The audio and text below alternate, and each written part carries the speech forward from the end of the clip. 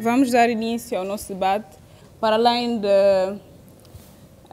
Félix, que apresentou o relatório, também está na mesa, no painel, a acompanhar a Mafalda Tronjo, da OIT, que estava na abertura, o presidente do Fórum da Juventude da CPLP, o Marcos Barão, e a Ana Paula Laborinho, e o Lapão, que está igualmente a seguir o painel. En nuestra opinión, no hay una medida específica para resolver que se puede replicar en todos los países. En mi opinión, ese diálogo empieza con un diálogo al nivel nacional, porque es un problema complejo que requiere todos los participantes, de los empleadores, de los trabajadores, del gobierno, de la sociedad civil, para compartir y crear un diálogo que sea justo.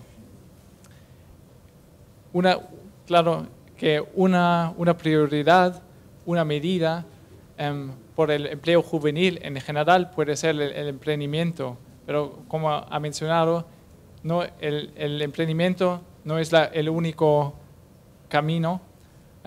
Hay que tener inversiones en las economías verdes que pueden crear mucho más empleos para los jóvenes. Gracias. Em relação à pergunta que me foi feita objetivamente, aliás, agradecer a todas as perguntas, mas a pergunta que foi me feita objetivamente é sobre as competências mais desejadas no futuro do trabalho. Ontem, durante a Conferência Mundial dos Ministros responsáveis por Juventude, nós tivemos o Fórum Jovem, e nesse fórum nós tivemos um painel, como mencionei anteriormente aqui, o qual a Ana Paula Laborinho participou conosco também, junto com uma representante da Unicef e uma empreendedora social de Gana. E o tema foi Inovação e Transformação Digital. E uma fala que fiz naquele momento, e que hoje foi repetida pela Ana Paula Laborinho, é que o futuro é humano. Essa é uma frase que, na verdade, é o lema de uma das principais empresas de transformação digital do Brasil, o que, num primeiro momento, pode causar uma estranheza, porque é uma empresa que trabalha essencialmente com tecnologia, trabalha essencialmente com conhecimento, ajudando grandes empresas a passarem por essa transição de eras, olhando para a quarta revolução industrial, para a digitalização dos negócios. E uma das principais empresas de transformação digital do meu país tem como lema que o futuro é humano. E eu faço aqui também coro com as palavras do secretário de Estado de Juventude de Cabo Verde, Carlos, quando ele reforça a importância, ou quando o Félix traz também, a importância de soft skills, de competências para além das tecnológicas, porque é inevitável, e aí eu acho que a sua pergunta está esse pressuposto, o impacto não só nas empresas, mas na nossa sociedade, promovido pela tecnologia e por essa transição de eras que a gente vive. Eu comentava também no mesmo painel que eu mencionei agora há pouco, lá na Conferência Mundial, de uma visita que fiz, a primeira vez que estive na China, em que eu fui conhecer justamente o ecossistema empreendedor chinês, e quando fui conhecer algumas empresas chinesas, e uma das fábricas que visitei em Xangai, ela me surpreendeu porque eu cheguei nessa fábrica, eu mencionei isso no nosso painel lá, e essa fábrica, na verdade, nada mais era do que uma grande impressora 3D. E ela prestava serviços, a fábrica inteira era uma impressora 3D. Infelizmente eu não tenho fotos porque a gente não podia nem entrar assim, com o celular, a gente tinha que deixar o telemóvel na entrada, e era uma empresa que fornecia para grandes empresas de aviação, porque o que me surpreendeu na altura, e foi 2015 isso, era que lá eles imprimiam um avião, né? Então, é um negócio assustador, coisa que há 10 anos atrás a gente jamais poderia imaginar. Então, é inevitável o impacto na forma como a gente produz, como a gente consome, como a gente se organiza enquanto sociedade. Mas, mais do que nunca, o futuro é humano. E, nesse sentido, objetivamente, as competências mais desejadas, daquilo que a gente tem avaliado, principalmente na escuta, no diálogo com os jovens e principalmente no diálogo com as empresas, são empatia, trabalho em equipe, trabalho em rede, a capacidade de trabalhar em rede, criatividade, a capacidade de lidar com rápidas mudanças, a capacidade de continuar a aprender, que é fundamental, e a capacidade de se comunicar cada vez mais em novas linguagens, né? E tudo isso se torna fundamental, e acho que a gente se soma também a outras habilidades e competências, como também resiliência, enfim. Se soma trazendo um caráter qualitativo para os aprendizados sobre a tecnologia e sobre as competências do século XXI, do aspecto técnico e tecnológico. Bom, eu se calhar não me deteria tanto sobre a Europa, mas de uma forma global sobre os Estados-membros e algumas que são aquelas as tendências que têm vindo a ser identificadas. Eu acho que uma grande lição que nós tivemos com a última crise económica e social, que foi bastante grave e que afetou globalmente todos os Estados-membros e, em particular, os seus jovens, é que, precisamente, o grupo que foi mais afetado por esta crise foram os jovens. E foram os mais afetados, não só porque a taxa de desemprego jovem era muito mais elevada que a taxa de desemprego dos adultos, mas também porque levava muito mais tempo aos jovens a regressar ao mercado de trabalho do que um adulto. Também se tornou bastante evidente ao longo desta crise, cujos efeitos nós ainda estamos a sentir, ela não está totalmente debelada, e aliás basta olhar para as taxas de desemprego para perceber que ela se mantém ainda bastante elevada no caso dos jovens. Também foi muito fácil perceber que as condições de trabalho que eram oferecidas aos jovens eram bastante inferiores à média oferecida no mercado de trabalho. Ou seja, era muito mais difícil a um jovem aceder a um emprego digno do que a um menos jovem, ou que já estivesse inserido no mercado de trabalho. Verificávamos que a precariedade dos vínculos contratuais era bastante flagrante junto dos mais jovens e que estes eram também vítimas de grande discriminação, por exemplo, a nível salarial. E isto ainda era mais evidente quando falávamos de jovens raparigas trabalhadoras, que sofriam, neste caso, uma dupla discriminação. Também verificamos, com a questão da revolução tecnológica e das plataformas digitais e da aparente abertura de mais oportunidades para os jovens, que estão muito mais preparados para lidar com esta nova revolução do que os demais cidadãos, que isto também se podia revelar uma armadilha. Porque a verdade é que algumas das ofertas que vêm surgindo nas plataformas digitais são muito precárias. Estamos perante, em alguns casos, aquilo que combatemos no Haiti, que é o trabalho de tornar-se uma mercadoria. Estamos a falar de uma prestação de serviços que muitas vezes nem sequer é isso, que não tem qualquer tipo de proteção social, em que é muito difícil perceber quem é o empregador. Portanto, os jovens também se veem muitas vezes sujeitos àquilo que pode ser uma armadilha. Verificámos também, e isso já foi descrito pelo nosso colega Félix, que há uma grande dificuldade neste momento nas transições no mercado de trabalho. E que, quando essa transição é difícil, ou quando essa não é uma boa transição, isso marca muito o percurso de vida laboral do jovem. E, portanto, estas transições têm que ser apoiadas e tem que se garantir uma boa transição da escola para o mercado de trabalho e entre as várias experiências que se podem ter dentro do mercado de trabalho. Paradoxalmente, a todas estas dificuldades, estamos perante a geração mais qualificada de sempre. E isto é incompreensível. O que é que os Estados-membros têm vindo, dentro das possibilidades e com diferentes graus e diferentes particularidades em função do globo, da zona do globo em que nos encontramos, quais têm sido as maiores tendências que nós temos encontrado nas políticas que têm vindo a ser adotadas? Por um lado, procurar garantir uma maior coerência entre as competências que são oferecidas e as necessidades do mercado de trabalho.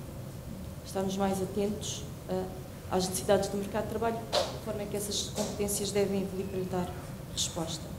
Por outro lado, procurar desenvolver medidas ativas para um mercado de trabalho mais efetivas, mais coerentes e mais suportadas, e que garantam uma efetiva integração no mercado de trabalho, que não passem por apoio a medidas pontuais que depois não têm uma continuidade e que custam muito aos Estados e a todos aqueles que se envolvem nestas medidas.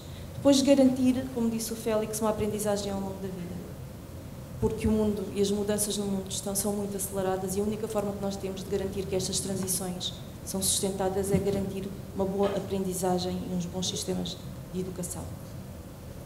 Depois, apostar fortemente na questão da proteção social. Porque uma das lições que nós também aprendemos com esta crise foi que os países que tinham sistemas de proteção social mais fortes foram aqueles que conseguiram atenuar mais o impacto da crise junto da sua população e junto do grupo mais jovem. Portanto, esta é uma lição que nós não nos podemos esquecer. E, finalmente, gostava de deixar uma nota que para mim é muito importante. Esta revolução tecnológica, em comparação com as anteriores, é muito particular. E ela é muito particular não só pela rapidez com que tudo muda, mas também porque esta revolução tecnológica é, de certa forma, um pouco mais democrática que as anteriores. Ou seja, está muito menos assente nas eventuais matérias-primas que um país disponha, nas infraestruturas que um país disponha, físicas. E, portanto, os países que forem capazes de apostar fortemente na educação e no desenvolvimento de competências dos seus jovens são países que estão muito mais habilitados a aproveitar as oportunidades que esta revolução tecnológica possa trazer. Eu acho que esse é o desafio que nos convoca a todos, enquanto sociedades e comunidades deste mundo, que é tão moderno e globalizado. Obrigada. Eu não tenho aqui alguns dos números, mas eu julgo que há alguns aspectos que é importante referir quando falamos da globalização. Porque nós temos, e aliás o próprio secretário-geral das Nações Unidas muitas vezes frisa este aspecto, nós tendemos sempre a olhar a globalização a partir do local em que nos encontramos. Mas é preciso também dizer que a globalização tirou da miséria muitos milhões de pessoas. E, portanto, é claro que o copo pode ser visto de uma forma ou de outra, mas se pensarmos em países como a Índia ou a China, o crescimento que houve nesses países foi muito relevante e, portanto, não podemos ver apenas a globalização no seu lado mais negativo, e tem, de facto, sido negativo, sobretudo para os países que, na altura, estavam mais desenvolvidos.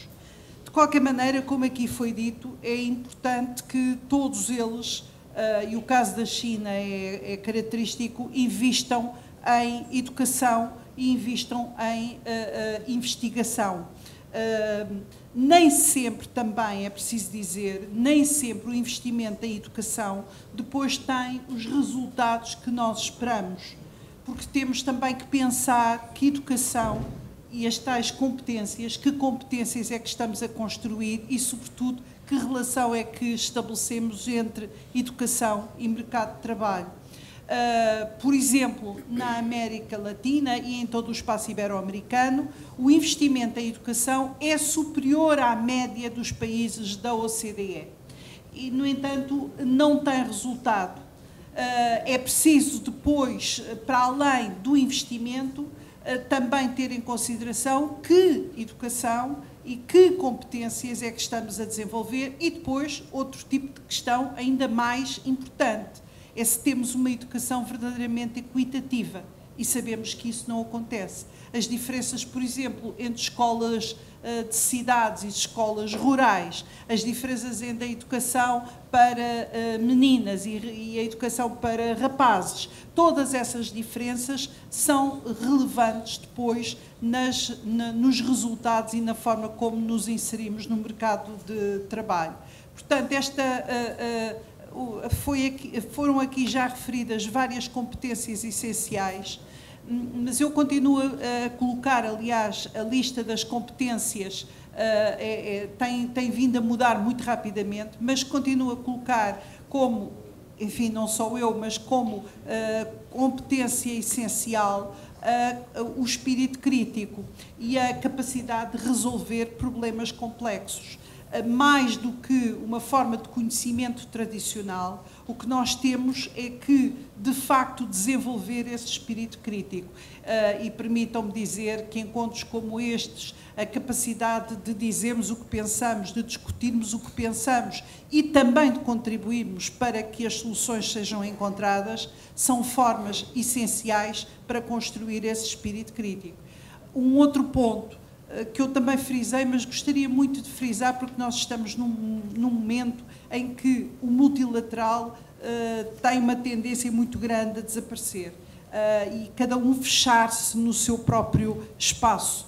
É fundamental que aquele objetivo de desenvolvimento sustentável, o 17, que nos fala das parcerias, ele de facto é um corolário de tudo aquilo que nós podemos fazer nas outras áreas.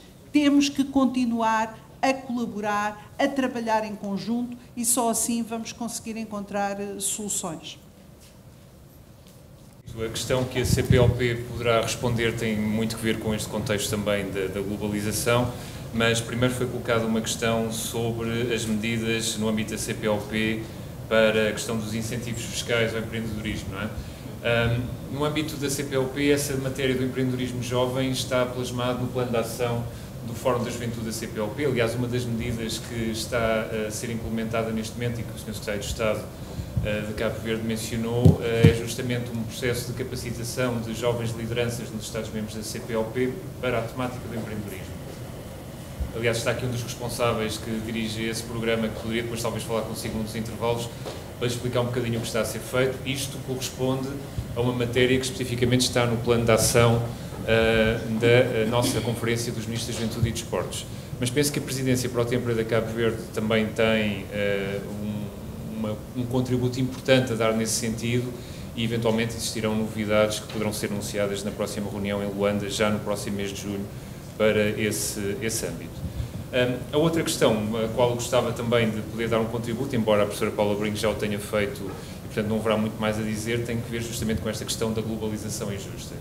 Eu creio que não há forma de falar deste problema sem expressarmos algum conforto ideológico que temos com uma ou outra posição. É praticamente impossível sermos isentos naquilo que nós partilhamos. Mas eu estou muito de acordo com o que foi dito. Eu acho que a questão da globalização e os seus problemas resolvem-se com uma participação acrescida, com um diálogo acrescido naquilo que são os mecanismos de concertação, como nós os conhecemos agora e outros que provavelmente poderemos explorar. Participação social, diálogo acrescido. Faz-se, acima de tudo, com solidariedade, passando de um discurso do individualismo para o discurso coletivo, o nós em vez do eu. Isso é muito importante que seja aqui dito, porque existe uma responsabilidade conjunta de todos nós em procurar contribuir para este debate. E para isso não devemos também, talvez, esquecer as formas de regulação que existem. Elas existem por alguma razão. Se são insuficientes, este diálogo e esta participação social devem pugnar para que a regulação seja mais justa e mais ampla. Onde ela não existe, procurarmos criar as barreiras e as fronteiras que sejam necessárias para não se ultrapassar os limites daquilo que é o razoável como nós o conhecemos. Isso faz também, como foi dito e muito bem, por um trabalho em rede, por este multilateralismo que tantos parecem querer negar, mas que é de facto a melhor forma de politicamente continuarmos a dialogar sobre estes problemas. A professora Paula Brinco falou de uma questão que é absolutamente essencial também para mudar este estado de coisas, que é a temática da educação. Quer a educação formal, quer a educação informal. Formar gerações mais jovens, formar a vossa geração e a geração dos meus filhos, para que quando eles ascendam a um momento em que possam participar socialmente, tenham uma consciência plena de que aquilo que se passa não é aquilo que todos nós queremos como futuro coletivo, é talvez a melhor forma, a melhor arma para nós podermos modificar este cenário de globalização que tanto criticamos. E por isso o papel das gerações mais jovens e a questão das competências que podem adquirir deve ser bastante valorizado, e a CPLP fica particularmente feliz em poder ver uma plateia robusta com jovens interessados em debater esses problemas, mas há aqui um outro fator que o Sr. Secretário de Estado há pouco também levantou e que eu gostava muito de valorizar, que tem a ver com a temática da cultura. Estarmos aqui representantes de vários contextos regionais, de 9 Estados-membros da CPLP, partilhando aquilo que são visões, pontos de partida diferentes e pontos de chegada também aos distintos, é talvez um dos valores maiores que a CPLP pode trazer, e estamos plenamente convencidos que com o vosso contributo, com a vossa energia, provavelmente teremos todos um futuro coletivo mais risonho, mais participado, e em que provavelmente quem vier a seguir assim não coloca essa questão e pergunta o que é que eu posso fazer mais para tornar esta globalização interessante para todos e para permitir que as ferramentas que estão ao meu alcance cheguem às mãos daqueles que menos têm do que nós. Esta questão da solidariedade é absolutamente essencial. Ok, obrigado. Já estamos muito atrasados, então permitam-me só fazer o resumo do painel, aquilo que foi a apresentação pelo Félix do relatório e também as contribuições que foram feitas. Este relatório que foi apresentado pela especialista da OIT, que é o relatório da Comissão Mundial sobre o Futuro do Trabalho, traz algumas questões como reduzir as desigualdades. Como disse o Félix, é um documento político breve e centrado nas pessoas, que tem 3 eixos fundamentais. O primeiro é investir nas capacidades das pessoas. O segundo eixo importante, que é como aumentar o investimento nas instituições de trabalho. E o terceiro, como aumentar o investimento no trabalho digno e sustentável. A seguir, deixo algumas recomendações importantes. O primeiro é como criar políticas sustentáveis. O segundo, como aumentar ou disseminar programas e fatores programas efetivos para jovens empregados. Terceiro, como fazer uma avaliação e fazer também seguimento das nossas ações. E o quarto, qual é a importância de transformar as economias, tanto a economia rural, a economia de cuidados e de verdes. Só para fazer um resumo daquilo que os 3 eixos são também o foco principal do relatório. O primeiro, que é aproveitar o momento, uma agenda centrada no ser humano. Deixa-me só ver isso aqui.